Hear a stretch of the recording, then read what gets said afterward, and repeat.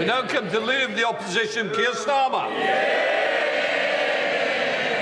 Mr. Speaker, can I warmly welcome the new member for Blackpool South? After the representation that fine town has had recently, it's good to know they've got a proper champion back at last. Can I also warmly welcome the new Labour MP for Dover to these benches? Mr. Speaker, if 1 week a Tory MP who's also a doctor says the Prime Minister can't be trusted with the NHS and joins Labour, and the next week the Tory MP for Dover, on the front line of the small boats crisis, says the Prime Minister cannot be trusted with our borders and joins Labour, what is the point of this failed government staggering on? Well, Mr. Speaker, can I actually join him in welcoming his newest MP for Blackpool? I must say he looks a lot happier than the member who was sitting there last week. But let me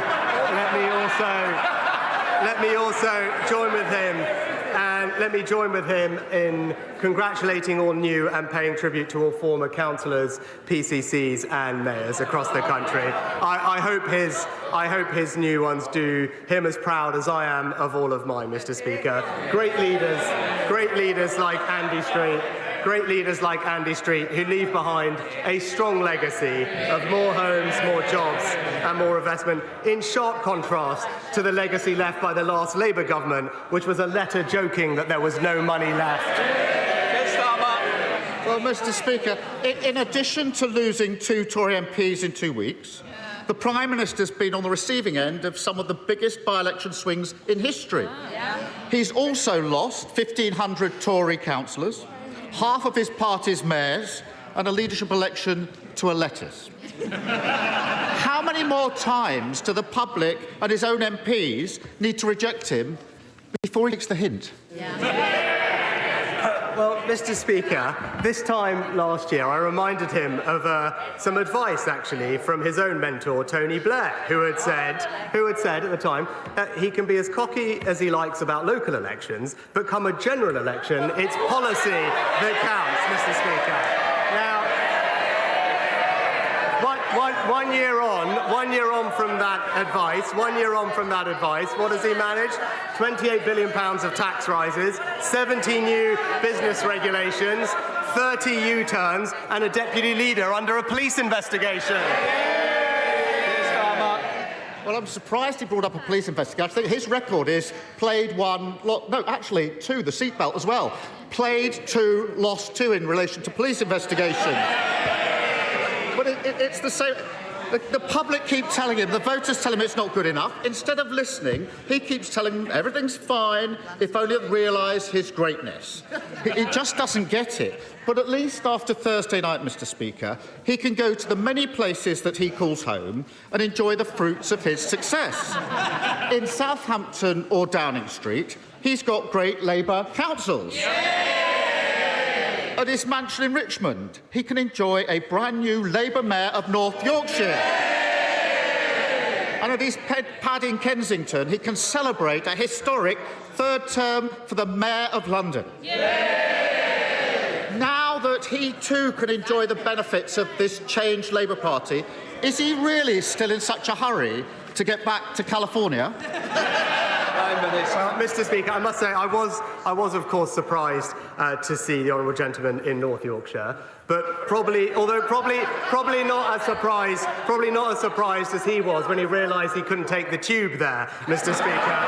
But I can tell him that the people of North Yorkshire believe in hard work, secure borders, lower taxes and straight-talking common sense, Mr. Speaker. They're not going to get any of that from a virtue-signalling lawyer from North London.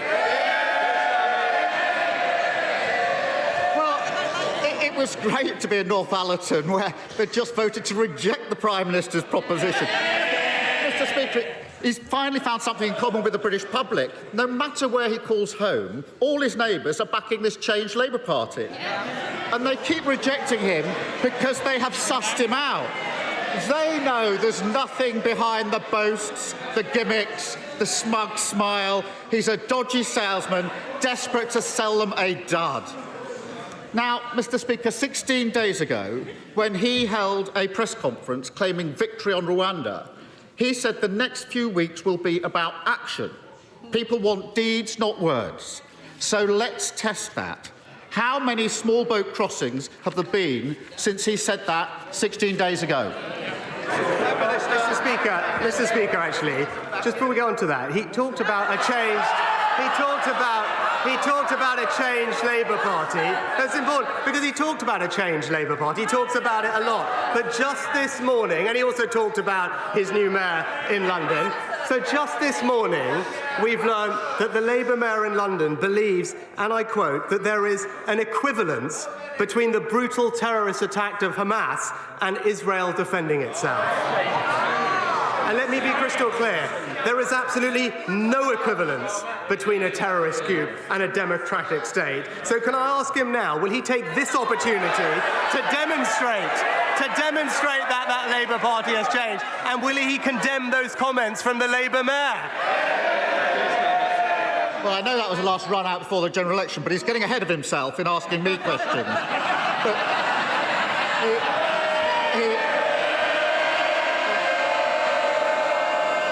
Mr. Speaker, I notice he didn't even attempt to answer the question. He knows the answer. Since he claimed victory 16 days ago, there have been a staggering 2,400 small boat crossings. 2,400! That's a gimmick, not a deterrent. And those 2,400 will be added to the Tories' asylum perma-backlog, which is forecast to rise to 100,000 by the end of this year. Now, the Prime Minister pretends he will remove them all to Rwanda, but Rwanda can only take a few hundred a year. At that rate, the Prime Minister's grand plan would take over 300 years to remove them all. Mr. Speaker, that's tens of thousands of people with their claims going unprocessed, who are going to be here for their entire lifetime living in hotels at the taxpayers' expense. It is absurd to call that anything other than an amnesty handed to them by the Tory party, isn't it?